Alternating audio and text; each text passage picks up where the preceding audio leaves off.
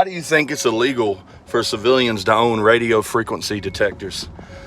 Because if everybody was allowed to own them, then, because like secure connections between naval carriers and the pilots of the fighter jets, those are secured connections. And whenever they're connected to like the commander that's on board, so whenever they do their test flights or they do their practicing or they go out for reconnaissance, which is the Navy, the communication between the carrier and the fighter jets has got to remain so they can see which devices are connected. So at certain times, see, that's why, what I mean by that is when you have 3 pilots, let's just say Navy pilots that are in the air, and they're moving in a triangle.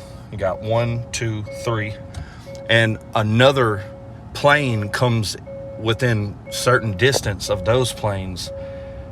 Radio frequency detectors can detect what radio frequency they're using and go through all the channels like in a second and then patch in. So that's why it's like whenever the devices are connected, it will tell you if someone else is listening to you.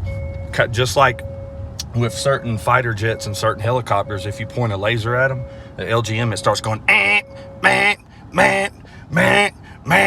man, like that. It'll tell you that someone else is listening to your communications, and then it automatically changes the radio frequency. So if you're using, like, let's just say like a car radio, you're using 95.3 to talk, it'll change it to 95.7, and then if they continue to keep patching in, they'll change it and change it and change it and change it to keep securing the connection.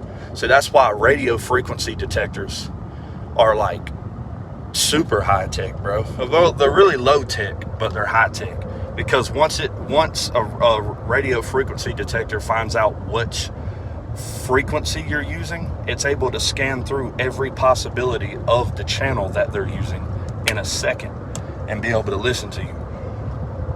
It's just how it works, bro. That's why it's illegal for civilian use.